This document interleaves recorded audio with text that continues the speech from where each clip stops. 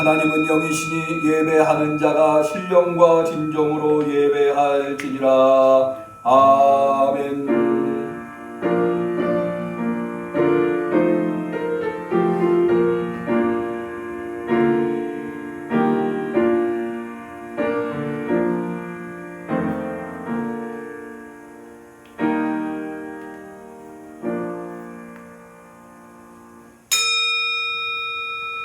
할렐루야. 새 노래로 여호와께 노래하며 성도의 회중에서 찬양할지어다. 이스라엘은 자기를 지으신 자로 인하여 즐거워하며 시온의 자민은 저희의 왕으로 인하여 즐거워할지어다. 여호와께서는 자기 백성을 기뻐하시며 겸손한 자를 구원으로 아름답게 하심이로다. 아멘. 오늘도 변함없이 하나님의 부르심에 힘입어 주 앞에 예배드리나이다. 우리가 이 어려운 상황 속에서도 주일에 교회에 모여 예배드리지 못하지만 각자의 처소에서 유튜브를 통하여 온라인을 통하여 주께 예배하옴은 우리가 어떤 상황에 놓여 있든지 어디에 있든지 오직 우리를 지으시고 우리를 구원하시는 이 그리하여서 우리의 예배의 대상이 하나님이시기에 우리가 오늘도 변함없이 신령과 진정으로 예배드리나이다.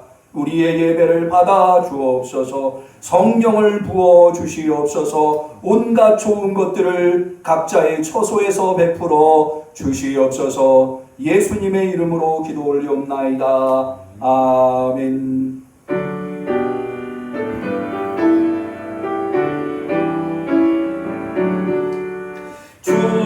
주내를 받으러 모여오느니 주 크신 뜻 깨닫게 하옵소서.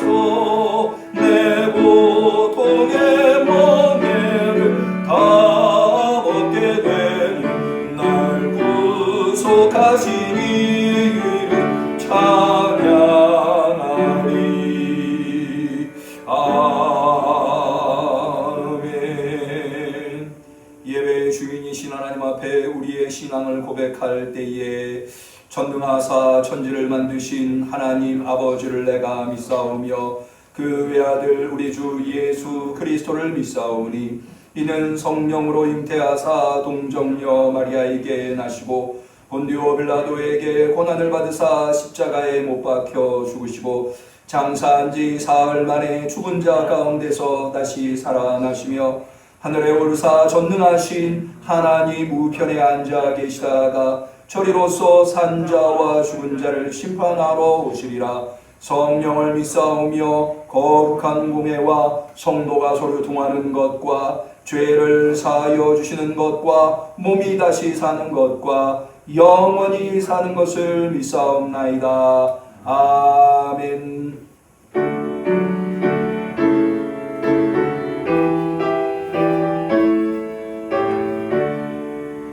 하늘에 가득 찬 영광의 하나님, 온 땅에 충만한 존귀하신 하나님, 생명과 빛으로 지혜와 권능으로 언제나 우리를 지키시는 하나님, 성부와 성자와 성령 구원의 하나님, 우리 예배를 받아주시옵소서. 사랑이 넘치는 자비하신 하나님, 은혜가 풍성한 구원의 하나님, 자매의 심령에 평안을 주시고 죄악의 허물을 용서하여 주소서. 찬송과 영광과 생명 구원의 하나님, 우리 예배를 받아주시옵소서. 연약한 심령을 굳게 세워주시고 은은한 마음을 지혜롭게 하시고 주의 뜻 받들어 참되게 살아가며 주 말씀 따라서 용감하게 하소서. 권능과 지혜와 사랑 구원의 하나님 우리 예배를 받아주시옵소서. 주 앞에 나올 때 우리 맘이 기쁘고 그 말씀이 되어 희망 솟아오른다. 고난도 슬픔도 이기게 하옵시고 영원에 있게요 살아가게 하소서. 우리의 자랑과 기쁨 구원의 하나님 우리 예배를 받아주시옵소서.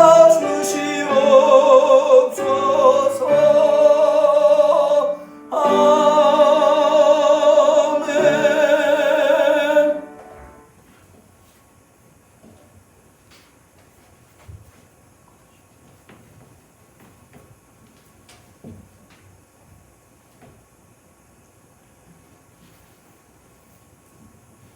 잠시 기도드리도록 하겠습니다. 사랑의 하나님, 오늘도 어려운 상황 가운데서 각자의 처소에서 예배의 자리를 지키게 하심을 감사를 드립니다. 비록 이러한 상황이 오랫동안 지속되어서 우리가 지치고 곤비할 수 있음에도 불구하고 우리가 믿음을 지킬 수 있는 것은 우리가 오직 주 여호와를 안망하여서 주님께서 주시는 새 힘을 얻었음에 가능한 것임을 고백합니다. 이 시간 우리가 예배드릴 때에 지치고 고난 모든 주님의 자녀들에게 새 힘과 위로를 주셔서 이 어려운 시간을 잘 거쳐서 하나님께 영광을 올려드리게 하옵소서.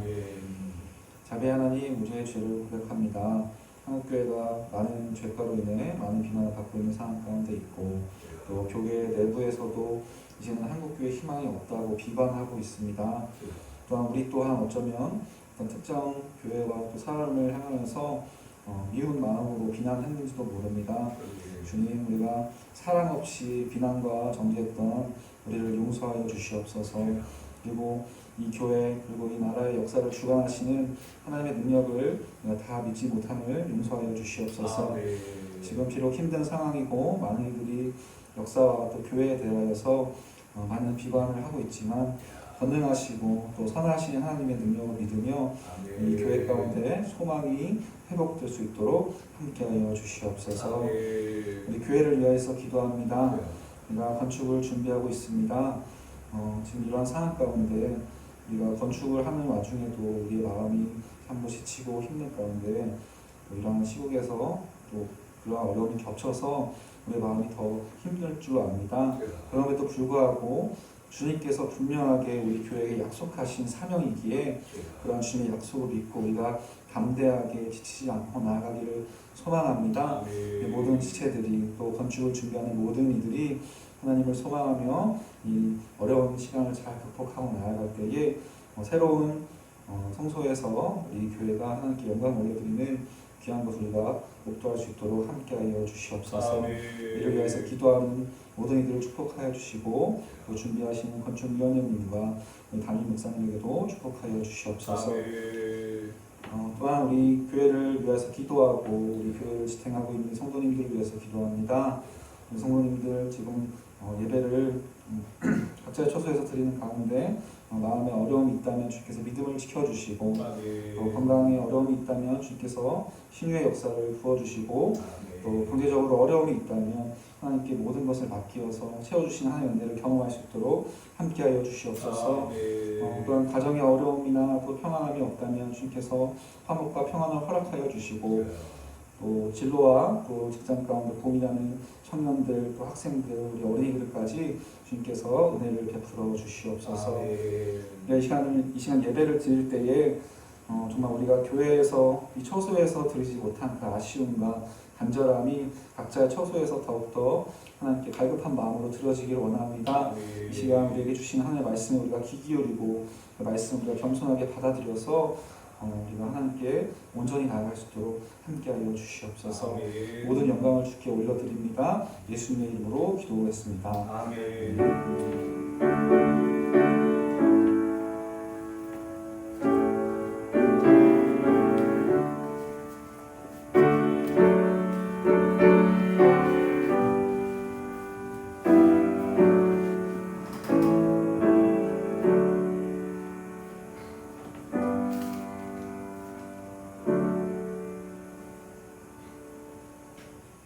하나님께서 우리의 간절한 기도를 들어주시기를 축원합니다. 성시교독의 시간입니다. 교독문 19번 시편 84편의 교독문이 되겠습니다.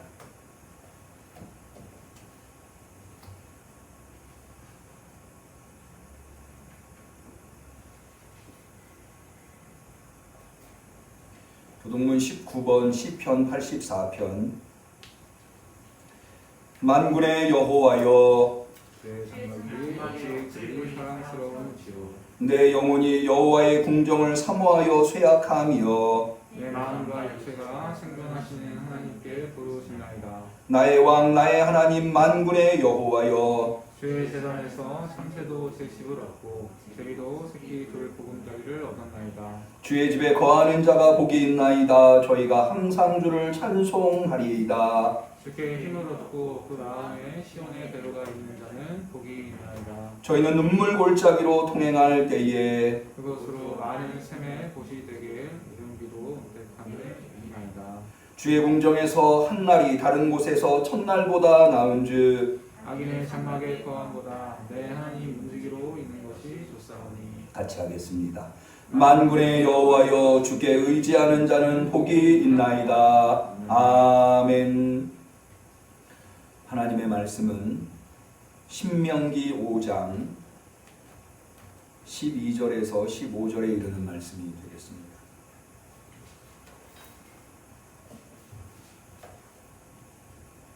성령 강림절 후 14번째 주일에 하나님께서 거룩한 성일을 구별하여 하나님 앞에 예배드리는 우리 사랑하는 성도님들에게 하나님이 주신 소중한 하나님의 말씀 신명기 5장 12절에서 15절 말씀을 저와 한 목소리로 같이 받들어 읽도록 하겠습니다. 여호와 너의 하나님 내게 명한 대로 안식일을 지켜 거룩하게 하라. 엿새 동안은 힘써 내 모든 일을 행할 것이나 제7일은 너의 하나님 여호와의 안식인즉 너나 내 아들이나 내 딸이나 내 남종이나 내 여종이나 내 소나 내 나귀나 내 모든 유축이나 내 문 안에 유하는 객이라도 아무 일도 하지 말고 내 남종이나 내 여종으로 너같이 안식하게 할지니라. 너는 기억하라. 내가 애굽 땅에서 종이 되었더니 너의 하나님 여호와가 강한 손과 편팔로 너를 거기서 인도하여 내었나니 그러므로 너의 하나님 여호와가 너를 명하여 안식일을 지키라 하느니라. 아멘. 오늘은 김민철 청년께서 특송을 준비하셨습니다.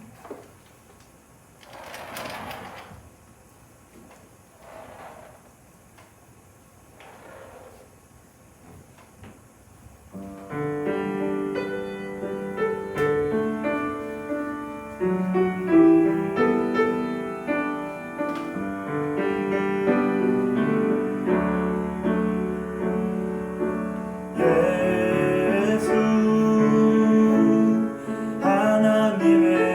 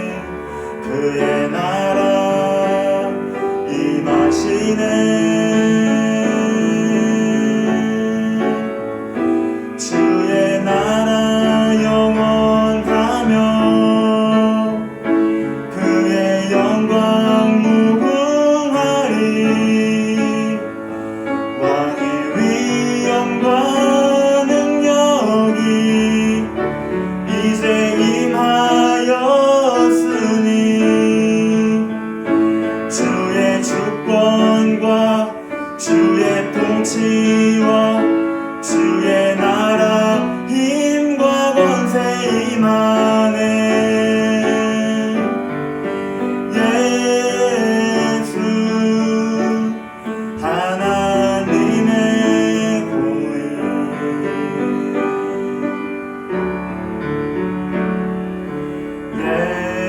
예수 하나님의 사랑 주은혜와 말씀으로 나타났네.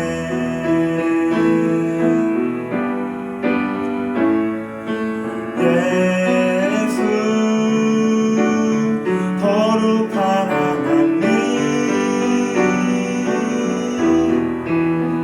영광 중에 그의 나라 임하시네.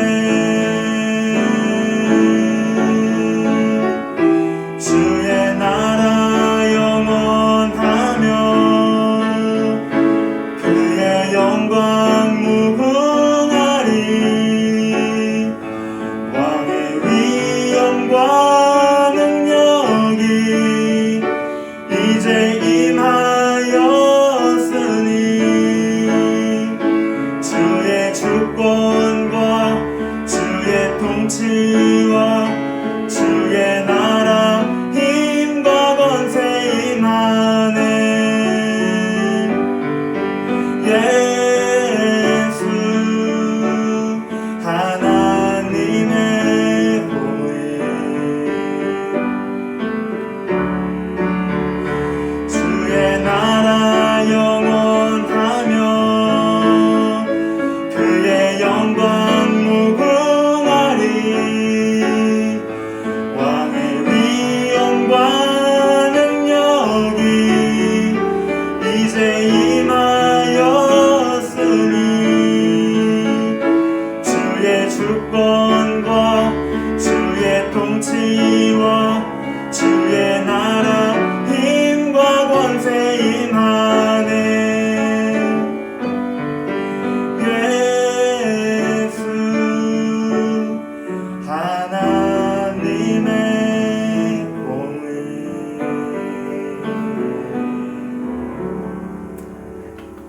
이렇게 코로나로 인해서 다시 비대면 예배로 온라인 유튜브 예배로 오늘 이번 주에도 주일 예배를 드리게 되었습니다.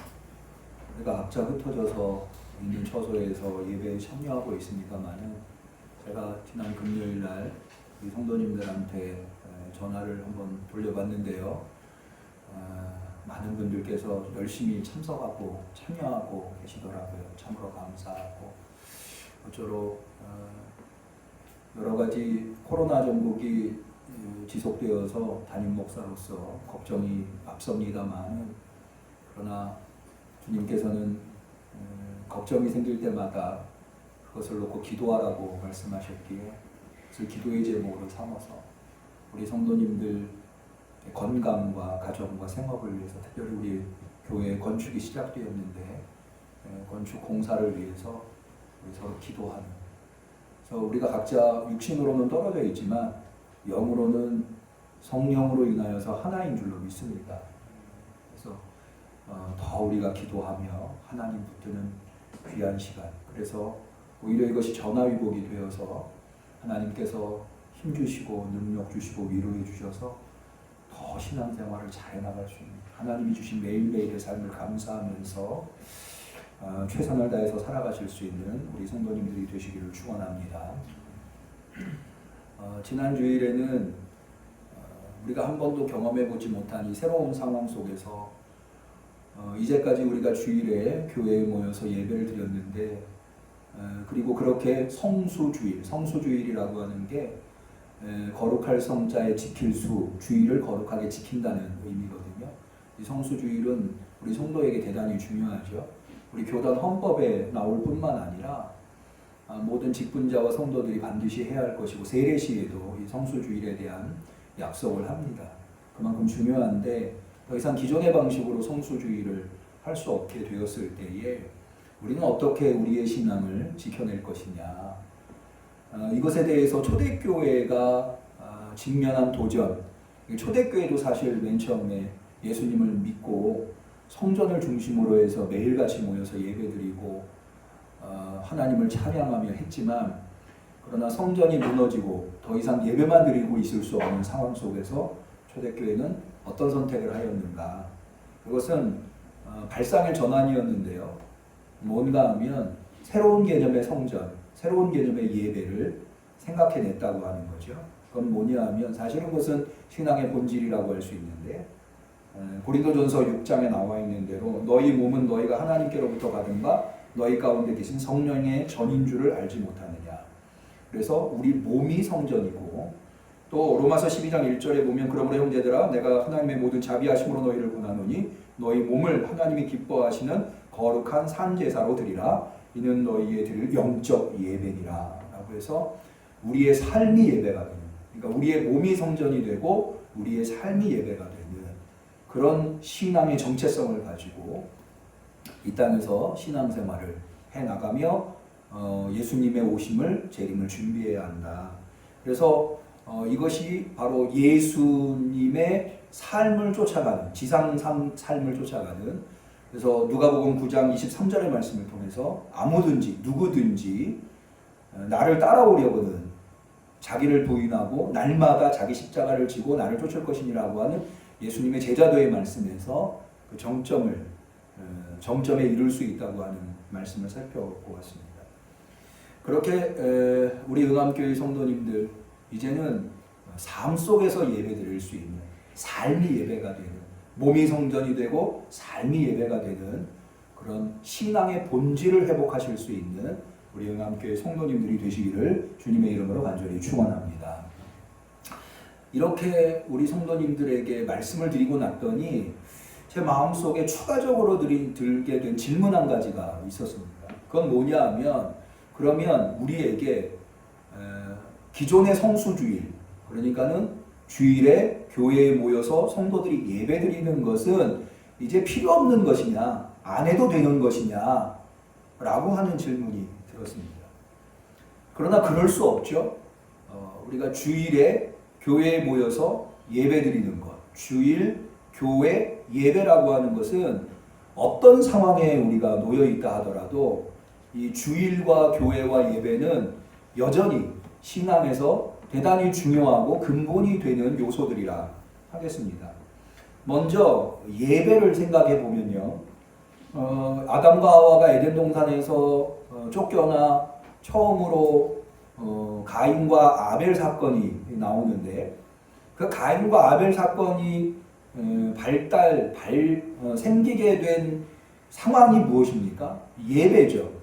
하나님께서 아벨의 제사는 받으시고 가인의 제사는 안 받으시고, 그러니까는 이 예배라고 하는 것은 하나님과 동행하던 이 에덴 동산에서 쫓겨난, 낙원을 잃어버린 인간이 가장 근본적으로 했었던 것, 그게 예배라고 하는, 가인과 아벨이 제일 먼저 했던 게 예배라고 하는 것을 볼 수가 있을 때 그렇게 정의를 해볼 수 있죠.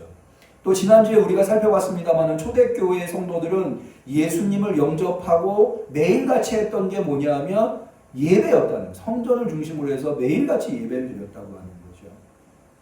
이 예배를 드리는 것은 예수님이 명령하신 바이기도 합니다. 요한복음 4장 우리가 잘 알죠?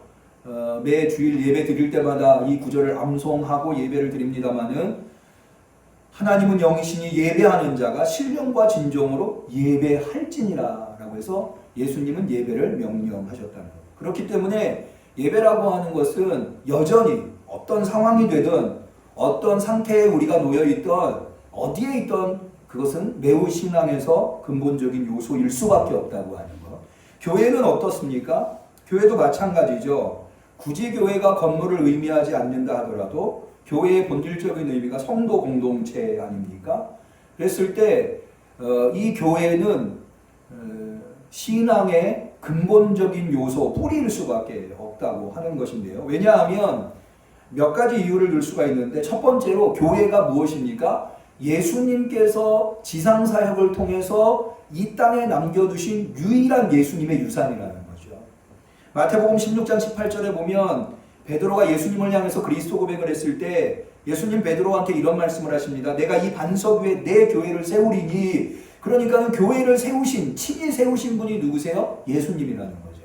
예수님은 이 땅에 무덤 하나를 남기지 않아서 모든 사람, 죽음에 이른 모든 사람이 다 무덤은 남깁니다. 아무리 가난한 자도 무덤은 남깁니다. 그런데 예수님은 무덤 하나 남기질 않았고 책 한 권을 남기지 않으셨어요. 그 많은 날을 가르침을 주셨음에도 불구하고 예수님이 지상사역을 통해서 이 땅에 유일하게 예수님 것으로 남긴 것이 바로 교회라고 하는 거예요. 그런 의미에서 교회는 어떠한 상황 속에서도 어떠한 현실 속에서도 절대로 소멸되어서는 안 되는 아주 중요한 그리스도인들의 유산이라고 할 수 있습니다. 뿐만 아니라 사도행전 20장 28절에 바울은 밀레도에서 에베소 교회 장로들에게 뭐라고 말합니까? 교회를 하나님이 자기 피로 사신 교회라고 표현을 합니다. 그래서 하나님이 하나님의 피로 사신 교회가 바로 교회라고 하는 의미입니다. 그래서 바울은 에베소 교회 성도들한테 에베소서 1장 23절에 교회는 그의 몸이니, 그의 몸이라고 하는 것은 예수 그리스도의 몸이라는 거예요. 만물 안에서 만물을 충만케 하시는 자의 충만이니라. 만물은 어디에서 충만하게 되느냐? 교회, 예수님의 몸인 교회 안에서 충만하게 된다.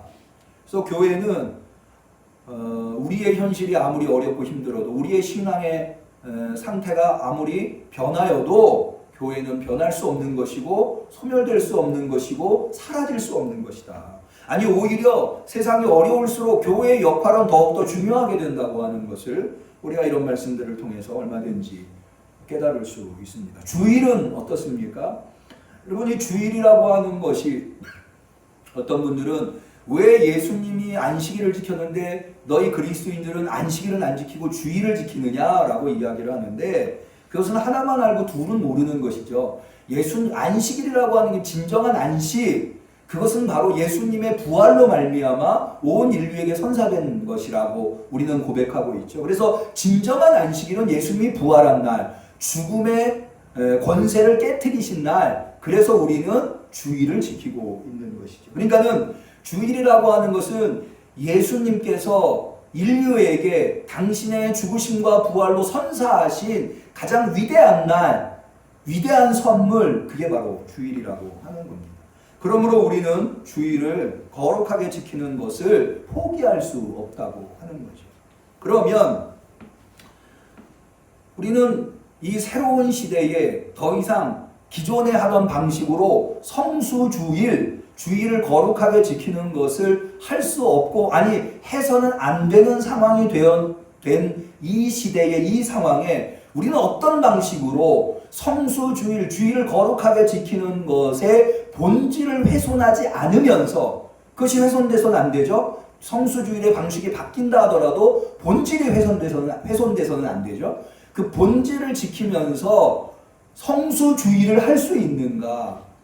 그러니까는 지난주에 말씀의 방점이 이제 더 이상 성전에 모여서 초대교회가 매일같이 예배를 드릴 수 없는 상황이 되었을 때 그들이 선택한 성도로서, 신앙인으로서 신앙을 잃지 않고 일상생활을 새로운 시대의 도전에 응전하는 방법은 삶이 예배가 되고 자신의 몸이 성전이 되는 것. 그러니까 주일에 성전에 모여서 예배드리는 것에 방점이 있다가 그 방점이 일상의 삶, 우리의 몸, 이런 것에 방점이 옮겨왔다면, 그렇다면 남은 문제는 어떻게 이 새로운 시대의 상황의 도전에 우리는 성수주일, 절대로 포기할 수 없는, 포기해서도 안 되는 주일을 거룩하게 지키는 것의 본질을 훼손하지 않으면서 주일을 거룩하게 지킬 것이냐 라고 하는 질문이 남게 된다고 하는 겁니다. 이것에 대한 답을 얻기 위해서 우리가 제일 먼저 해야 될 것이 뭐냐 하면 성수주일의 본질적 의미가 무엇이냐, 이걸 알아야 되는 거죠. 성수주일이라고 하는 것의 본질적인 의미를 모르면 그것을 이런저런 형태로, 우리는 지금 비대면의 예배로 지금 예배를 각자의 가정에서 드리고 있지 않습니까? 각자의 처소에서 드리고 있지 않습니까? 그것이 본질을 훼손하고 있다고 한다면 그런 방법으로 예배를 드려서는 안 되는 거죠. 뭔가 다른 방식을 찾아야 되는 거죠. 왜냐하면 그게 예배일 때에 그런 방식이 가능한 거지, 예배일 수 없다고 한다면 그런 방식은 하나만한 방식이 되어버린다고 하는 하는 겁니다. 그러니까 이것이 제대로 된 방식이냐, 새로운 시대의 본질을 훼손하지 않으면서 성수주의하는 방식이냐, 새로운 방식이냐에 대해서 우리가 고민해 볼 때 제일 먼저 주의를 거룩하게 지킨다고 하는 것의 본질이 무엇이냐 라고 하는 것을 고민해 보지 아니할 수 없다고 하는 겁니다. 그러면 성수주의의 근본의 의미가 무엇이냐, 이 질문에 답을 하기 위해서 우리가 찾아봐야 할 하나님의 말씀이 바로 저는 오늘 신명기 5장 12절에서 15절에 나와 있는 안식일을 지켜 거룩히 하라, 다시 표현하자면 안식일을 거룩히 지키라 라고 하는 것에서 우리는 찾아봐야 한다고 생각을 합니다. 앞서 말씀드린 대로 안식일과 주일은 요일이 달라요. 안식일은 토요일이고 주일은 일요일입니다. 우리가 요일 개념으로 하면. 그럼에도 불구하고 이 주일을 거룩하게 지키라 라고 하는 이 신앙의 매우 근본적인 요소가 어디로부터 왔느냐? 안식일을 거룩하게 지키라라고 하는 제10계명 중에 제4계명으로부터 왔다는 거죠. 그러니까 이 제4계명의 근본적인 의미가 무엇인가를 제대로 우리가 알아야 안식일을 거룩히 지키라라고 하는 의미를 알 수 있고, 새로운 시대의 새로운 방식으로 안식일을 거룩히 지킬 수 있는, 근본을 훼손하지 않으면서 거룩히 지킬 수 있는 방법을 찾아볼 수 있다고 하는 겁니다. 그러면 이 제4계명 안식일을 거룩히 지키라, 안식일을 지켜 거룩히 하라 라고 하는 것에 신명기 5장 말씀을 제가 선택해 봤는데요. 사실은 이 안식일을 거룩히 지키라라고 하는 10계명 중에서 제4계명, 10계명은 신명기 5장에만 나와 있는 것이 아니라 출애굽기 20장에도 이 10계명이 나와 있습니다. 그러니까 모세오경 안에 10계명이 두 곳에 나와 있는데 출애굽기 20장과 신명기 5장 두 곳에 나와 있다는 거죠. 그런데 두 곳 중에 앞에 있는 출애굽기 20장을 살펴보지 않고 왜 신명기 5장을 선택하게 되었는가? 여긴 몇 가지 이유가 있습니다. 첫 번째 이유는 뭐냐 하면 우리는 유대교인이 아니라 그리스도인, 기독교인이기 때문에 그렇습니다. 이게 무슨 말이냐면 신약과 연관성을 볼 때에 신약에는 출애굽기보다 신명기가 훨씬 더, 어떻게 보면 출애굽기의 내용은 거의, 출애굽기의 말씀은 거의 인용되어 있지 않은데 신명기의 말씀은 신약에 많은 영향을 주고 있다고 하는 겁니다. 예를 들어서 우리가 잘 알고 있는 예수님이 광야에서 3가지 시험을 마귀에게 받죠. 그 첫 번째, 두 번째 시험을 받을 때 예수님이 인용하시는 말씀이 바로 신명기에서 온 말씀입니다. 예컨대 예수님께서 돌을 떡으로 만들어 보라고 하는 마귀의 시험에 사람이 떡으로만 살 것이 아니요 하나님의 입에서 나오는 모든 말씀으로 살 것이니라, 이 말씀이 신명기 8장 3절의 말씀을 예수님이 인용하셨다는 거죠. 또 성전에서 뛰어내려봐라 라고 했을 때 예수님께서 하신 말씀, 주 너의 하나님을 시험치 말라 라고 하는 말씀을 신명기 6장 16절에서 인용하신 말씀입니다. 이것은 예수님의 공생에, 그러니까 복음서에서만 신명기가 인용되는 것이 아니라 초대교회에서도 이 신명기를 인용하고 있습니다. 사도행전 3장 22절에 베드로가 솔로몬 행각에서 설교를 할 때 모세의 말을 인용하는데요. 여기 이렇게 되어 있습니다. 모세가 말하되 주 하나님이 너희를 위하여 너희 형제 가운데서 나 같은 선지자 하나를 세울 것이니 너희가 무엇이든지 그 모든 말씀을 들을 것이라. 바로 이 말씀이 신명기 18장 15절에서 19절 말씀을 베드로가 인용하고 있는 것이다. 베드로뿐만이 아닙니다. 바울도 마찬가지입니다. 로마서 12장 6절에 내 마음에 누가 하늘에 올라가겠느냐 하지 말라, 혹은 7절에 내가 음부에 내려가겠느냐 하지 말라, 이런 말씀들 모두 다 신명기 30장에 나와 있는 내용을 인용하고 있다고 하는 거죠. 그러니까는 출애굽기보다는 신명기의 말씀이 신약의 초대교회의 그리스도인들에게 많은 영향을 주었기 때문에 출애굽기 20장의 10계명보다는 신명기 5장의 10계명을 우리가 좀 더 주목해서 볼 필요가 있다고 하는 겁니다. 그러면 이 신명기라고 하는 책은 어떤 책인가? 먼저 신명기 5장에 나와 있는 10계명의 의미를 알기 위해서는 신명기라고 하는 책이 어떤 책인가에 대해서 우리가 조금은 알 필요가 있습니다. 많은 분들이 신명기 하니까 새로운 신자로 봐서 새로운 계명을 기록한 책이다 이렇게 알고 계시는데요. 사실은 우리나라 신명기가 새로운 신자가 아니라 거듭할 신자입니다. 거듭할 신자. 그러니까는 이름의 의미대로 하자면 신명기는 거듭된 계명을 기록한 말씀이다 라고 하는 거예요. 그래서 원래 이 단어의 라틴어 제목은 이름은 이겁니다. 두테로노미움이라고 해서 두 번째 율법. 노미움이 율법이거든요. 두테로, 두 번째로 기록된 율법이다 라고 하는 거예요. 그러니까는 앞에 있는 율법을 한 번 더 반복해서 기록한 것이 신명기라고 하는 거예요. 실제로 신명기의 내용을 보면 출애굽기에서부터 민수기까지 있었던 이 광야 시대를 요약하는 내용으로 모세가 가나안 땅에 들어가기 직전에 놓여 있는 이스라엘 백성에게 하는 설교로 되어 있습니다. 그러면 왜 모세는 이 계명 앞에 이미 한번 기록되었는데 그것을 반복해서 다시 두테로노미움 거듭해서 하나님의 계명을 설교하고 있는 걸까요? 그 이유가 무엇일까요? 그 두 가지 이유 때문에 그러는데요. 첫 번째는 뭐예요? 신명기가 기록된 목적은 첫 번째, 기록되게 된 배경은 첫 번째가 모세가 가나안 땅에 들어갈 수 없기 때문입니다. 이스라엘에게 율법이라고 하는 것은 모세를 통해서 받았다고 하는 거죠. 그래서 이스라엘은 율법을 받기 이전에 율법과 이스라엘 사이에 모세가 있었습니다. 그런데 이제 더 이상 모세는 가나안 땅에 들어가야 되는 이스라엘 백성의 입장에서는 더 이상 모세가 따라 들어갈 수 없는 거예요. 그래서 모세의 자리에 무엇이 놓여야 하는가 하면 하나님의 말씀이 놓여야 했던 거죠. 그래서 이스라엘 백성은 모세 대신에 하나님의 말씀을 가지고 가나안 땅에 들어가서 하나님의 백성으로서 어떻게 살아갈 것이냐 라고 하는 것에 대한 답을 얻게 되는 것입니다. 두 번째, 이 신명기가 기록되게 된 이유는 모세가 들어갈 수 없을 뿐만 아니라 지금까지 40년 동안 처음에 애굽에서 나와서 시내산에서 하나님으로부터 계명을 받을 때는 40년 동안 광야 생활을 했어요. 떠돌이 생활을 했단 말이에요. 유목 생활을 했단 말이에요. 그런데 이제 이스라엘 사람들은 가나안 땅에 들어가서 정착 생활을 해야 돼요. 그러니까는 계명의 본질적인 의미는 바뀌지 않았는데 그 계명을 적용하며 살아야 할 상황이 바뀌었다는 거죠. 마치 우리가 오늘 주일을 거룩하게 지킨다고 하는 본질적인 개념을 훼손하지 않으면서 이 코로나라고 하는 사람들이 모일 수 없는 상황 속에서 어떻게 성수주의를 할 것이냐라고 하는 질문을 갖고 있듯이 모세 역시 하나님의 계명의 본질적인 의미는 훼손하지 않으면서 그 계명을 어떻게 가나안 땅에 정착하면서 살아가는 그들이 구현하며 살 것인가에 대해서 가르쳐줘야 될 필요가 생겨났고, 그런 의미에서 이 신명기가 기록되었다고 하는 거예요. 정리해서 얘기하자면 모세는 왜 가나안 입구에서 이스라엘 백성에게 다시 계명을 거듭 말하고 있는가, 설교하고 있는가? 모세가 들어갈 수 없고 하나님의 계명의 본질을 훼손하지 않으면서 가나안 땅에서 어떻게 그들이 하나님의 계명을 지키며 살 것인가에 대해서 가르쳐줘야 되겠기에 신명기가 기록되었다고 하는 겁니다.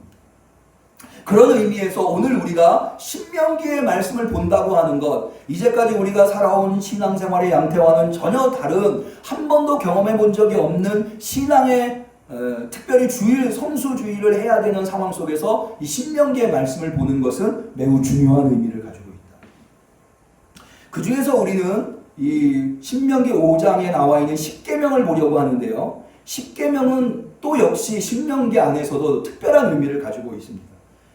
그것은 뭐냐 하면 다른 계명들, 이 신명기에는 여러 하나님의 계명들이, 말씀들이 기록되어 있는데 그 중에서 유일하게 십계명만 하나님이 직접 이스라엘에게 말씀해 주신 계명이기 때문에, 다른 계명들은 모세를 통해서 주셨는데 이 십계명만큼은 하나님이 직접 이스라엘을 향하여서 계명을 주십니다. 우리가 오늘 읽진 않았습니다만은 이 십계명을 하나님이 말씀하셨을 때에 이스라엘 사람들의 반응이 나오는데 25절을 한번 볼까요? 이제 우리가 죽을 까닭이 무엇이니까? 이 큰 불이 우리를 삼킬 것이요 우리가 우리 하나님 여호와의 음성을 다시 들으면 죽을 것이라. 이게 무슨 얘기냐면 십계명을 하나님이 말씀하실 때 직접 이스라엘을 향해서 말씀하셨기 때문에 그 말씀을 듣는 이스라엘이 너무나 두려움에 사로잡혔던 거예요. 하나님의 음성을 직접 들으니까 죽을 것 같은 두려움에 사로잡힌 거죠. 그래서 모세를 향해서 이렇게 얘기해요. 이제 더 이상 우리가 하나님의 말씀을 직접 들을 수가 없습니다. 그러니 앞으로는 모세 당신이 우리에게 하나님의 말씀을 듣고 들려주십시오 라고 요청. 그래서 이 10계명 이후에 나오는 하나님의 계명들은 모세를 통해서 이스라엘이 듣는 계명. 그러니까는 10계명은 하나님이 직접 이스라엘에게 주신 계명이고 나머지 계명들은 하나님이 모세를 통해서 주신 계명이라고 하는 것을 생각해 볼 때에 이 10계명이 얼마나 특별한 의미를 가지고 있는가라고 하는 것. 이 10계명은 계명 중에 계명이라고 하는 의미를 가지고 있다고 하는 것을 우리가 생각해 볼 수 있습니다. 실제로도 예수님께서 신약에 우리가 흔히 부자 청년이라고 알고 있는 한 청년이 예수님을 찾아와서 내가 무슨 선한 일을 하여야 영생을 얻겠습니까? 라는 질문을 했을 때 예수님이 얼마나 많은 하나님의 계명을 알고 계십니까? 그럼에도 불구하고 특별히 이 10계명을 언급하고 있는 것을 볼 수가 있습니다.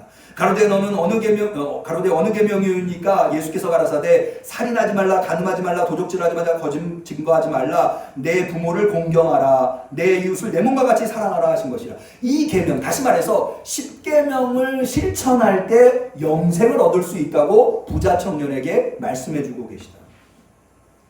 그러니까 이것을 통해서 우리는 뭘 할 수 있습니까? 이 10계명이라고 하는 계명은 하나님의 계명의 근본의 의미를 가지고 있다. 또 하나님의 계명을 아는 것, 그러니까 10계명을 아는 것은 하나님의 계명을 아는 것이고, 하나님의 계명을 아는 것은 하나님의 말씀을 아는 것이고, 하나님의 말씀을 아는 것은 하나님을 아는 것이다. 왜냐하면 하나님은 어떤 형상으로 하나님 자신을 계시하신 것이 아니라 오직 말씀으로만 계시하기 때문에. 그러니까 하나님을 알려면 하나님의 말씀을 알아야 되고, 하나님의 말씀을 알려면 하나님의 계명을 알아야 되고, 하나님의 계명을 알려고 할 때에 가장 근본적이고 기초적으로 알아야 될 것이 10계명이다. 그런 의미에서 이 10계명은 대단히 중요한 의미를 가지고 있다. 실제로 이 10계명, 특별히 이제 4계명, 우리가 네 번째 계명을 살펴보려고 하는데, 이 네 번째 계명도 10계명 중에서도 특별한 의미를 가지고 있습니다. 그건 뭐냐 하면, 이스라엘이 바벨론에 의해서 멸망해서 더 이상 이스라엘이라고 하는 나라로 존재할 수 없을 때, 이스라엘 민족이 바벨론의 포로로 끌려가서 제일 중요하게 여긴 계명이 뭐였는가 하면 바로 이 제4계명이었습니다. 안식일을 거룩히 지키라. 왜냐하면 그들은 더 이상 성전에 모여서 예배를 드림으로 말미암아 자신의 정체성, 하나님의 선택된 백성이라고 하는 정체성을 가질 수가 없었거든요. 그래서 그들이 선택한 하나님의 계명, 가장 중요하게 여긴 하나님의 계명이 바로 안식일을 거룩하게 지키는 것. 그래서 안식일이 되면 이 유대인들은 시내가 같은 데 모여서 예배를 드렸다고 하는 거죠. 그것을 통해서, 안식일을 지키는 것을 통해서 자신이 하나님의 백성이라고 하는 정체성을 지켜왔다고 하는 겁니다. 이것이 이 제4계명이 예수님 시대에도 대단히 중요한 계명이었기 때문에 우리는 복음서를 보면 이 안식일에 대한 예수님의 입장, 예수님의 안식일에 대한 태도 때문에 얼마나 많은 분쟁이 일어났는가, 이것을 유대인들에게 또 예수님에게 안식일이 무엇인가, 안식일이 중요한 계명이었기 때문에 이런 내용들이 다수 복음서 안에 있다고 하는 것을 우리는 반증으로 알아볼 수가 있습니다. 그래서 이 신명기가 중요하고요, 신명기 중에서도 10계명이 중요하고 10계명 중에서도 제4계명이 중요한데, 이 제4계명, 10계명 안에 들어있는 제4계명을 알려면 또한 1계명에서부터 3계명을 알아야 합니다. 이 10계명은요, 성경의 대부분이 그렇습니다만은 어느 날 하늘에서 뚝 떨어진, 그러니까 1계명, 2계명, 3계명, 그 다음에 5, 6, 7, 8, 9, 10계명과 개별적으로 분리해서 존재하는 계명이 아니라 이 4계명은 1계명, 2계명, 3계명과 매우 밀접한 관련을 통해서, 사실은 4계명뿐만 아니라 10가지 계명이 모두 다 서로 깊은 연관성을 가지고 있다고 하는 겁니다. 왜냐하면 이걸 어떻게 할 수 있냐면 3가지 정도의 이유를 들 수 있는. 첫 번째는요, 여러분 10계명이 어떻게 조직되어 있습니까? 1계명에서부터 4계명은 하나님에 대한 계명, 5계명에서부터 10계명은 사람에 대한 계명. 이것만 봐도 10계명이 아무렇게나 가나다 순으로 되어 있다 할지 아무렇게나 넘버링 된 것이 아니라고 하는 것을 알 수가 있죠. 두 번째로는 이 하나님에 대한 계명과 사람에 대한 계명 사이에 5계명이 들어있는데, 5계명이 뭐냐면 내 부모를 공경하라는 계명이거든요. 이 부모라고 하는 개념은 예수님이 하나님을 뭐라고 불렀습니까? 아버지라고 불렀죠. 그러니까는 부모는 어찌 보면 이 땅에 하나님을 대신해서 존재하고 있는 존재라고 해요. 그래서 우리는 하나님을 부모를 통해서 예수님에게도 그 사상을 발견해 볼 수 있죠. 그래서 성경에 보면요, 자녀들을 축복하는 것은 늘 부모를 통해서 축복을 받고 있는 것을 볼 수 있어요. 그러니까 하나님에 대한 계명과 사람에 대한 계명의 가교 역할을 하고 있는 것이 바로 제5계명, 내 부모를 공경하라는 계명이라는. 그래서 내 부모도 공경하지 못하면서 내 하나님을 공경한다, 내 하나님을 섬긴다, 말이 안 된다는 거예요. 내 부모를 공경하라고 하는 계명이 그래서 5번째 들어가 있는 겁니다.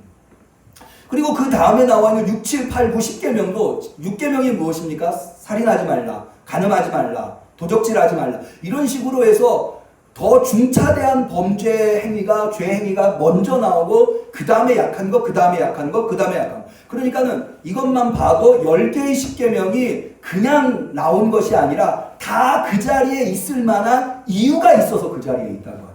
그런 것을 생각해 볼 때 우리가 4계명을 보려고 하면 뭐 다 연관성을 봐야 되겠습니다. 적어도 그 앞에 있는 1, 2, 3계명이 어떤 의미를인지, 그것이 4계명과 무슨 관련이 있는지를 알아야 4계명의 의미를 제대로 알 수 있다고 하는 겁니다.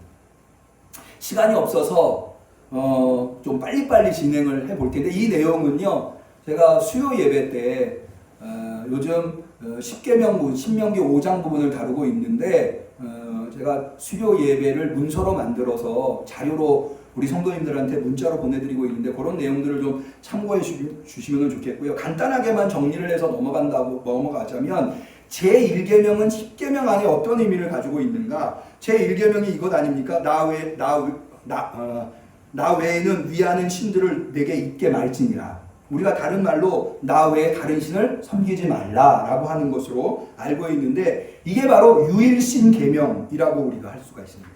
이 유일신 계명, 나 외에는 다른 신을 섬기지 말라라고 하는 이 계명의 의미가 무엇이냐면, 본질적인 의미는 하나님이 이스라엘을, 하나님의 백성을 독점하고 있다고 하는 거예요.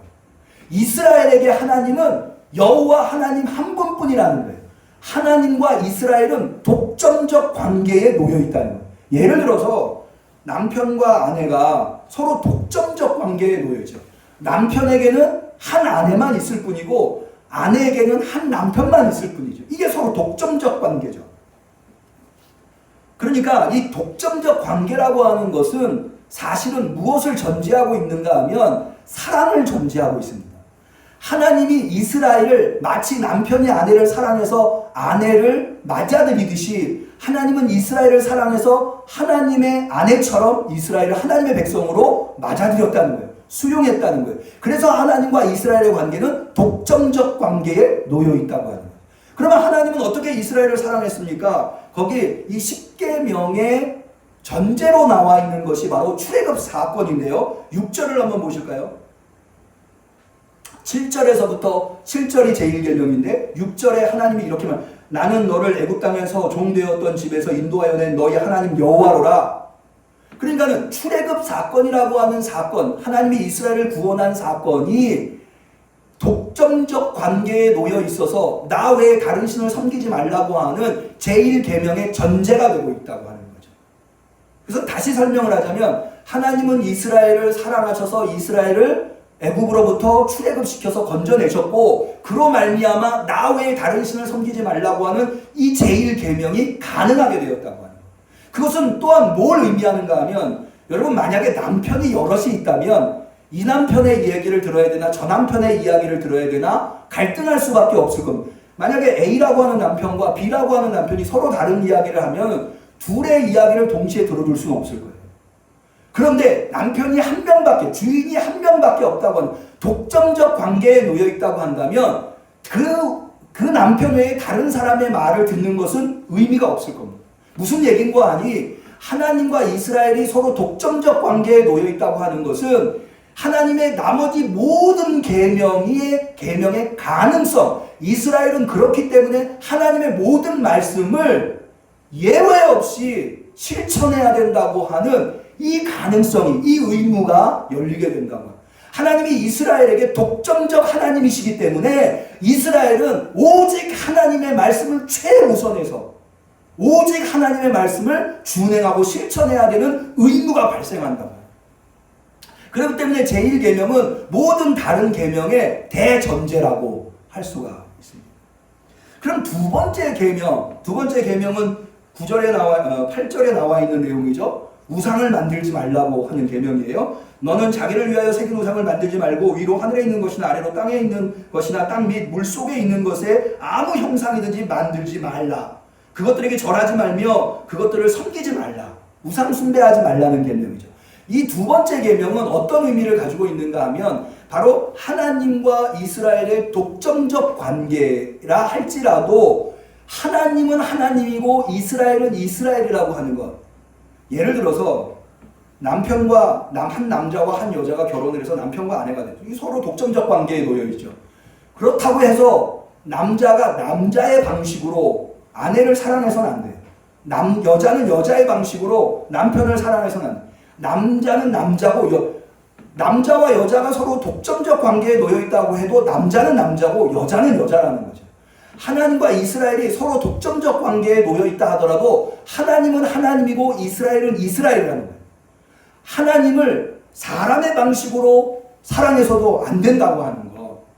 그러니까 하나님과 이 서로 독점적 관계에 놓여 있는 하나님과 이스라엘이 어떤 차이점이 있는가? 이 본질적인 차이. 인간은 그래서 인간의 방식으로 하나님을 사랑하려고 하는 것, 어떤 우상을 만들어서 하나님을 사랑하려고 하는 모든 행위가 거부되어야 된다는 거예요. 왜? 하나님을 사랑하는 방법은 하나님의 방법으로만 가능하기 때문에. 그 하나님의 방법이 하나님의 방법으로 하나님을 사랑하는 것이 무엇이냐? 그게 바로 3계명입니다.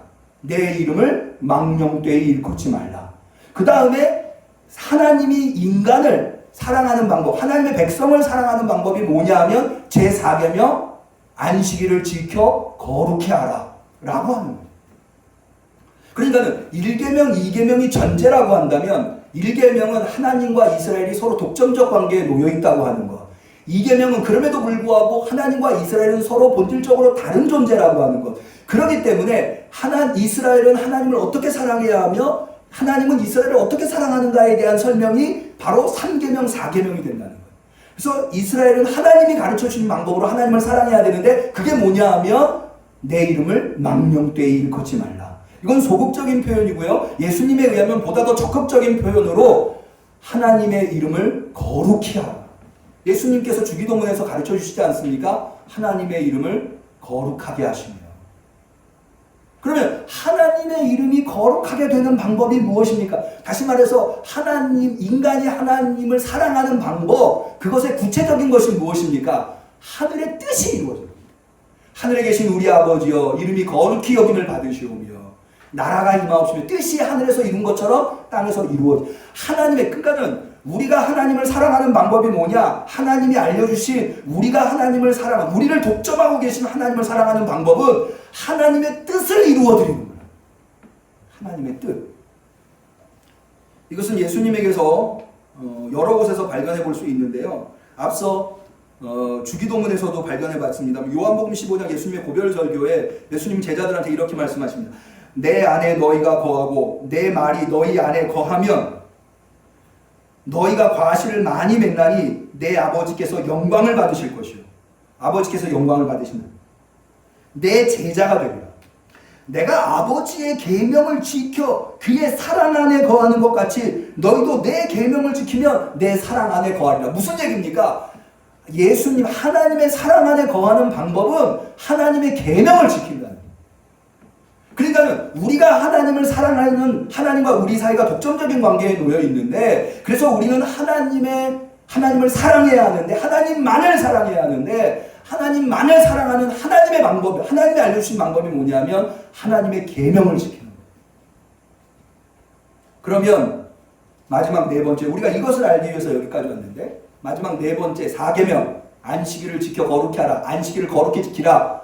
우리식으로 얘기하면 성수주일하라 라고 하는 것은 무엇입니까? 그것은 바로 앞서 3계명이 하나님과 하나님의 백성이 독점적 관계에 놓여 있어서 서로 사랑해야 하는데 이스라엘이 하나님의 백성이 하나님을 사랑하는 방법은 하나님의 이름을 망령되이 일컫지 않는 것, 하나님의 이름을 거룩하게 만드는 것, 하나님의 뜻을 이루어드리는 것이라면 하나님이 이스라엘을 사랑하는 방법이 무엇이냐면 이제 남은 것은 하나님이 이스라엘을 사랑하는 하나님의 백성을 사랑하는 방법이죠. 그게 뭐냐면 바로 안식일을 거룩히 지키라는 거예요.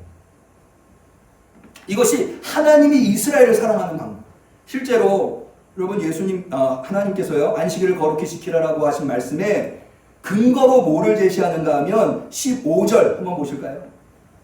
신명기 5장 15절 너는 기억하라 내가 애굽 땅에서 종이 되었더니 너의 하나님 여호와가 강한 손과 편팔로 너를 거기서 인도하여 내었나니 그러므로 너의 하나님 여호와가 너를 명하여 안식을 지키라 하느니라.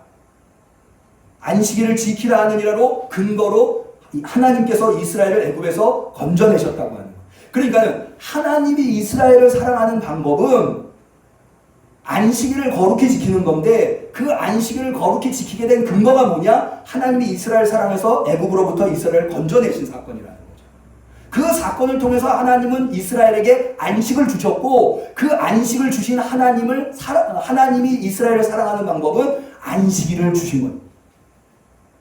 그러니까 하나님이 안식일을 지키라고 했을 때 거기에 담겨있는 의미는 뭐냐 하면 하나님의 명령으로 주어졌다기보다는 하나님이 이스라엘을 어떤 방식으로 사랑하고 계신가, 이스라엘을 위하시는 하나님, 그 하나님은 어떤 하나님이냐? 안식일을 주시는 하나님이다.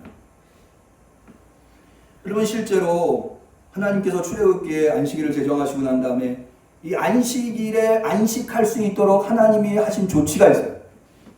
그것은 뭐냐면 안식일 전날은 만나를 2배로 거둘 수 있는 것이에요. 다른 날들은요 아무리 욕심을 부려서 내일은 나와서 만나 거두는 노동을 하기 싫다 라고 해서 2배로 다음 날까지 만나를 거둔다 하더라도 다음 날까지 보관해 놓은 만나는 썩어 없어요. 그래서 그 다음 날은 반드시 나와서 또 만나를 거둬와야 해요. 그러나 유일하게 금요일 날은 토요일이 안식일이기 때문에 그날은 일하지 않아야 하기 때문에 2배로 만나를 거둘 수가 있었습니다. 이것은 안식을 누가 주셨느냐? 하나님이 주셨다고 하는 것. 안식할 수 있는 것을 하나님이 주셨다고 하는 것을 우리는 이것을 통해서 알 수가 있습니다. 우리가 이것을 올바로 이해할 때, 그러니까 안식이라고 하는 것이 하나님이 인간을 사랑하는 방식, 그래서 인간을 사랑해서 주신 것이라고 하는 것, 그것을 우리가 올바로 이해할 때 예수님께서 마가복음 2장 27절에 안식일은 사람을 위하는 것이요 사람이 안식일을 위하여 있는 것이 아니니 라고 하신 예수님의 말씀을 비로소 이해할 수 있어요. 그러니까는 하나님께서 3계명이 인간이 하나님을 사랑하는 방식이 무엇인가를 가르쳐주고 있는 것이라면 4계명은 하나님이 인간을 사랑하는 방식이 무엇인가를 인간이 깨닫고 그 사랑을 수용하는 것, 그게 바로 하나님이 만드신, 하나님이 주신 안식일을 거룩하게 지킴으로 말미암아 하나님의 사랑을 수용하는 것이라고 하는 것. 이것을 이해할 때야만이 예수님이 말씀하신 안식일이 사람을 위하여 있는 것이지 사람이 안식일을 위하여 있는 것이 아니라고 하는 것, 그것을 비로소 이해할 수 있다는 거예요. 그런데 유대인들은 이것을 그냥 명령으로만, 하나님이 이스라엘에게 내리신 명령으로만 이해했기 때문에 이스라엘은 안식일을 문자대로만 지키려고 해서 실패를 경험하게 되었다. 그 대표적인 실패가 누가복음 13장에 18년 동안 허리가 굽어서 조금도 펴지 못하는 한 사람이 있었어요. 회당에 있을 때 예수님께서 그를 보시고 그의 허리를 펴주세요. 그랬더니 회당장이 막 화를 내면서 뭐라고 얘기하는, 일할 날이 엿새가 있으니 그동안에 와서 고침을 받을 것이요 안식일에는 말 것이니라 라고 굉장히 설득력 있게 이야기를 합니다. 그때 예수님이 이렇게 말씀하십니다. 18년 동안 사단에게 매임받은 이 아브라함의 딸을 안식일에 이 매임에서 푸는 것이 합당치 아니하냐. 이게 뭐예요? 하나님이 안식일을 왜 주셨어요? 인간을 위해서 안식하라고 주셨는데 안식하지 못하는 사람이 있다는 거예요. 그렇기 때문에 안식하라고 주신 날 안식하지 못하는 사람이 있다는 것은 하나님의 아픔이고 하나님의 부끄러움이에요. 그래서 그날이라도 안식일이기 때문에 오히려 그 사람을 풀어줘야 된다 라고 예수님은 말씀하고 계신다. 하나님의 말씀은 신명기 5장에서 한 걸음 더 나갑니다. 안식일을 지키는 것이요, 그러니까는 안식일이 그를 위해서 있는 그 안식일의 대상,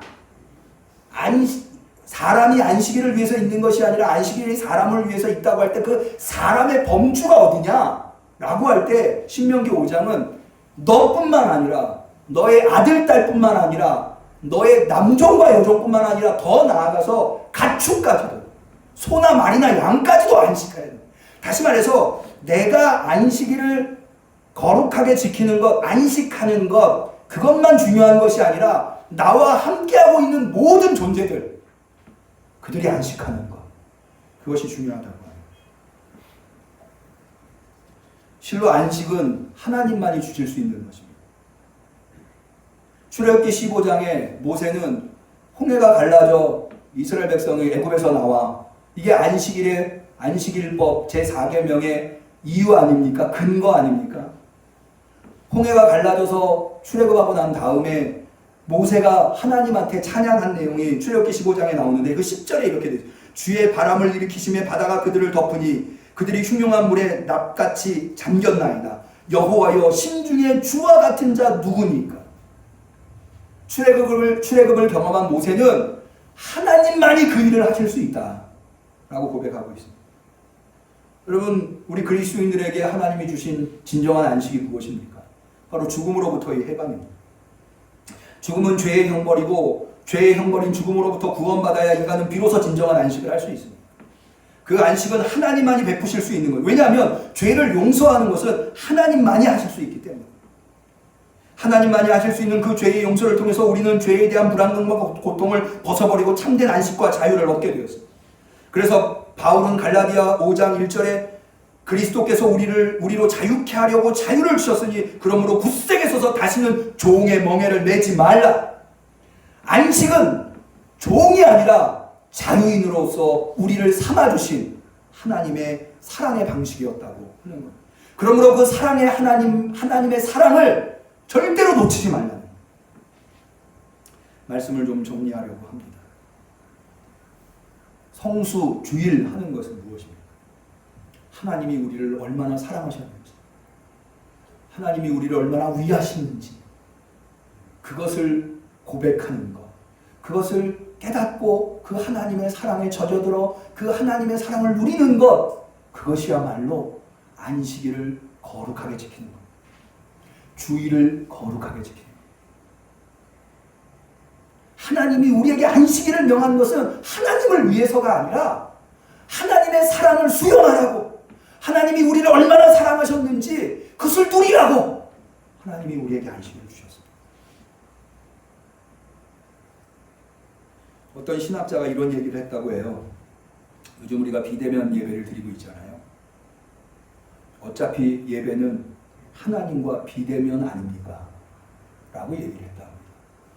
그렇죠. 하나님의 얼굴을 우리가 직접 보면서 예배 드리는 게 아니죠. 우리는 이때까지 성수주일 할 때 교회에 모여서 주일에 예배를 드리는 것이 전혀 문제가 되지 않았습니다. 그러나 이제는 그게 문제가 됐어요.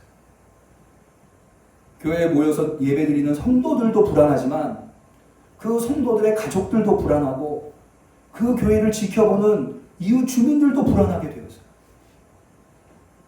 이것은 안식일을 우리에게 주신 성수주일 하라, 안식일을 거룩하게 지키라라고 하신 하나님의 의도와는 배치되는 상황이 되었다고 하는 것. 우리는 우리뿐만 아니라 우리 모두가 안식하며 평안하며 하나님께 예배를 드릴 수 있는 방법을 찾아야 한다고 하는 것. 저는 그런 의미에서 비대면 예배는 결코 비성서적인 예배가 아니다라고 하는 것. 오히려 우리의 상황 속에서는 제4계명 안식일을 거룩히 지키라라고 하는 계명의 본질을 훼손하지 않는 수준에서 예배를 드리는 것이다. 저도 사실 이 비대면 예배를 드리면서 이게 예배인가? 이렇게 예배 드려도 되나?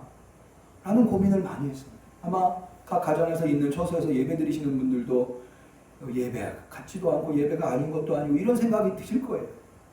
그런데 4계명, 이 안식일의 성수주일의 근본 되는 계명이 제4계명이고 이 제4계명이 하나님께서 우리를 사랑하셔서 안식하라고 우리를 위하여 주신 것이라고 하는 것을 우리가 제대로 이해한다면 거기에 대한 염려와 걱정을 내려놓으셔도 좋을 듯합니다.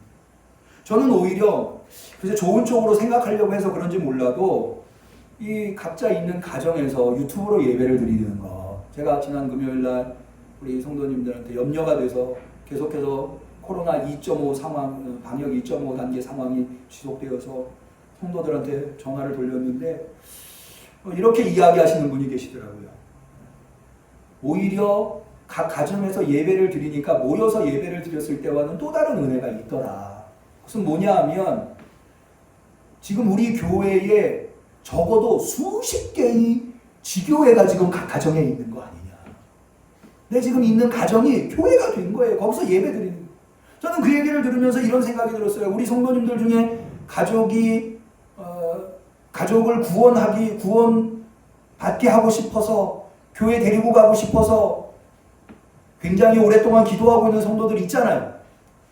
그런데 지금은 집안에서 얼마든지 예배를 드릴 수 있어요. 오히려 집안에서 예배를 드리는 것이 정당화되어 있는, 다른 때 만약 집안에서 예배 드리면 아마 식구들이 싫어하려는지 모르겠어요. 왜 시끄럽게 교회에서 가정에서 이러냐. 근데 지금은 누구라도 집안에서 예배드리고 찬양하고 기도하는 것이 용인되고 수용될 수밖에 없는, 그러니까는 내가 교회 집에서 지금 유튜브 예배로 혹은 지금 유튜브 예배에 참여하지 못한다면 다음 기회에 시간이 있을 때 한다면 가족들이 듣게 되잖아요. 찬양 부르는 거 듣게 되고 기도하는 거 듣게 되고 설교하는 거 듣게 되고 거기가 교회가, 그들이 안 오니까 우리가 그 가정에 예배로 찾아간다고 하는 거. 그런 의미에서 이건 또 다른 효과가, 긍정적인 효과가 있다. 그런 생각을 해보았습니다. 예수님은 참된 예배가 무엇이냐, 참으로 예배하는 자를 하나님이 찾으신다고 하셨는데 참된 예배는 어디서 드리느냐. 이 요한복음 4장은 사마리아 우물가의 여인과의 대화에서 나오는 이야기인데요. 이 여인이 이렇게 얘기합니다. 유대인들은 시온산에서 드려야 된다고 하고 우리 사마리아인들은 그리심산에서 예배 드려야 된다고 하는데 어디서 예배 드립니까? 그때 예수님이 하신 말씀이 바로 이 말씀입니다. 하나님은 영이시니 예배하는 자가 신령과 진정으로 예배할, 어디서 드려야 되는지는 중요하지 않다는 거예요. 정말 중요한 건 뭐냐? 신령과 진정으로 예배드립니다. 우리 성도님들이 어디에 있든지 유튜브 예배에 참여하시면서 그곳에서 신령과 진정, 신령이라고 하는 것은 성령을 의미합니다. 예수님이 주시는 성령, 진정이라고 하는 진리, 알레데이아를 의미하는데 예수님 안에 나타난 하나님, 이것이 진리입니다. 예수님 안에 나타난 하나님에게 예수님이 주신 성령으로 우리가 있는 곳곳에서 예배드린다면 그런 예배를 하나님이 받으시고 찾으신다는 거예요.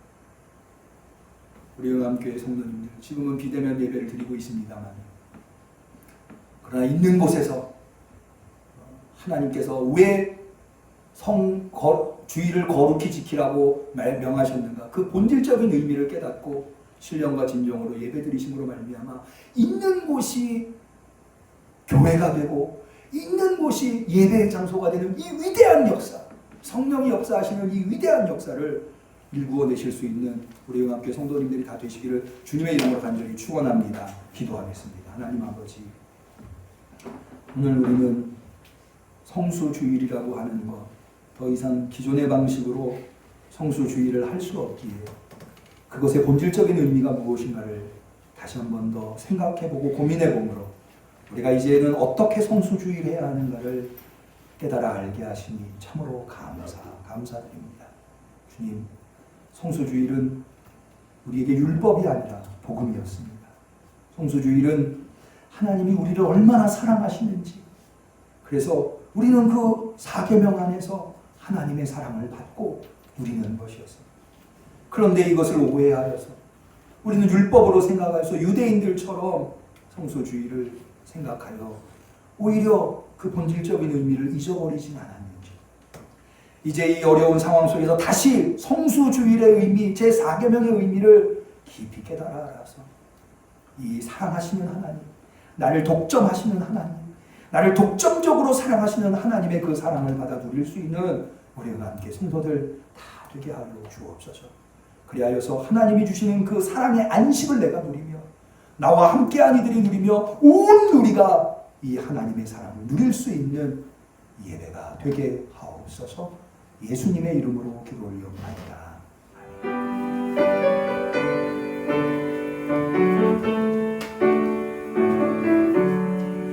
내 모든 소원 기도의 제목 예수를 담기 원하리라. 예수의 영상 나 입기 위해 세상에 모아기 전에 예수를 담기 내가 원하네. 날 구속하신 예수님을 내 마음속에 지금 보도사 주님의 영상을 지소서.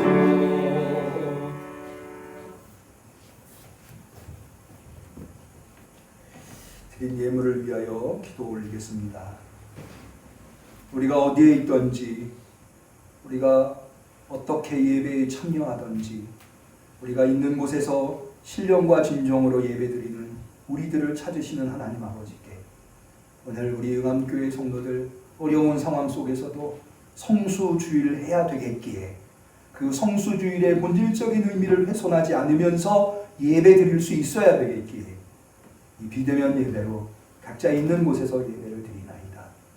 그 하나님이 베푸신 놀라운 사랑, 하나님만이 주실 수 있는 그 안식의 은혜를 만끽하며 감격하면서 오늘 성수주의를 하며 주께 나와 예배드릴 때 정성껏 준비한 예물을 올려드리오니 이 예물을 흠양하여 주시옵소서. 이 혼탁한 세상 속에서, 질병으로 신음하는 세상 속에서, 경제적인 어려움으로 눈물 튀는 세상 속에서 우리 성도들 하나님이 주시는 안식을 누리고자 합니다. 주여, 안식일을 지키는 우리 성도들에게, 주일을 지키는 성도들에게 세상 속에서 안식할 수 있는 참된 자유를 누릴 수 있는 은혜를 베풀어 주시옵소서. 물질 때문에 불안에 빠지지 않게 하시고, 질병 때문에 고통당하지 않게 하시고, 그 모든 세상적인 어두움 속에서 빛을 만나고 빛 속에서 안식할 수 있는 우리 성도들 다 되게 하여 주옵소서. 그리하여서 우리가 드린 예물이 우리 성도들의 간증거리가 되게 하시며, 예물이 하나님이 우리에게 베푸시는 놀라운 사랑을 누리는 통로가 되게 하옵소서. 주님, 이 어려운 시대를 살아가고 있는 우리 성도들을 위로하시고 용기 허락하여 주시옵시사. 하나님의 사랑의 끈이 얼마나 저들을 단단히 메고 있는가 깨달아 알게 하시며, 매일매일 하나님이 주시는 용기와 위로와 사랑으로 세상을 이겨낼 수 있는, 세상의 귀감이 될 수 있는, 세상의 표대가 될 수 있는, 세상의 간증거리가 될 수 있는 우리 응암교회 성도들이 다 되게 하옵소서. 간절히 축복하옵고 예수님의 이름으로 감사하며 기도 올리옵나이다. 아멘.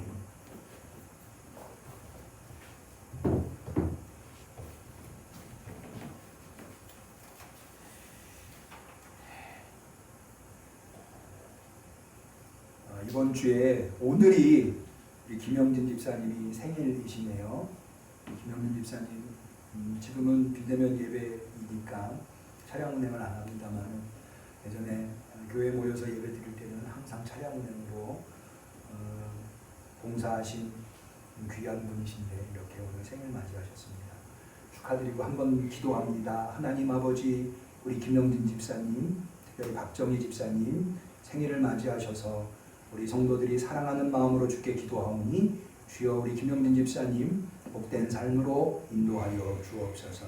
특별히 박정희 집사님 치료하여 주시옵시사 건강한 육신으로 하나님께 영광 올려드릴 수 있게 하시며, 김영진 집사님의 생업이 어려운 일 당하지 않도록 날마다 복된 삶이 될 수 있도록 도와주옵소서. 간절히 축복하며 예수님의 이름으로 기도 올리옵나이다. 아멘. 교회 소식을 말씀드리겠습니다. 교회 소식은 어제 우리 성도님들한테 오늘 예배 자료를 보내드렸는데 거기에 수록되어 있고요. 특별히 지금 코로나 2.5단계가 한 주 연기되고 2단계는 2주 더 연기되었습니다. 우리가 코로나 예배 2단계에서부터 비대면 예배를 드렸는데 다음 주, 다다음 주까지는 비대면 예배가 지속될 듯 합니다. 모쪼록 건강 조심하시고요. 그리하여서 우리 지난주에 교회 본당과 교육관에 전체적으로 방역을 실시했습니다. 또 실시간 예배에 유튜브 예배에 여러 가지 여건상 참여하지 못하시는 분이 계시면 주중에라도 우리가 유튜브 이 예배 실황을 전체 예배와 설교만 따로 떼서 두 동영상을 유튜브에 올리고 있습니다. 문자로 보내드리고 있으니까 주중에라도 참여하시면 감사하겠습니다.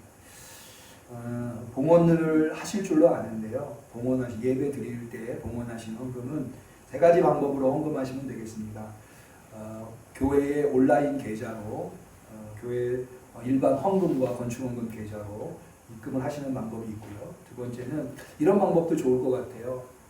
우리가 모이지는 못하지만 개인적으로 교회를 방문하실 수는 있으니까 교회에 오셔서 잠깐 기도하시고 일주일에 한 번 정도 교회에 오셔서 잠깐 기도하시고 우리 정미연 집사님께서 늘 교회에 계시니까 정 집사님에게 헌금을 봉헌해 주시면 주일날 올려서 기도하도록 하겠습니다. 마지막 세 번째는 나중에 우리가 대면 예배로 전환될 때 그때 모아서 가지고 오셔서 헌금하실 수 있겠습니다. 나머지 광고는 주보를 참고하시고요. 우리 서로 축복하는 축복의 노래를 하겠습니다. 사랑하는 자여 너의 영혼이 잘된 밭이 언제나 범사에 잘되고 강건하기를 내가 간구하노라. 우리 하나님께 영광의 박수 올리겠습니다. 서로 인사하겠습니다. 건강하세요. 좋은 일이 있을 겁니다. 감사합니다. 송령 후 축도로 성령 강림절 후 14번째 주일 예배를 모두 마치도록 하겠습니다.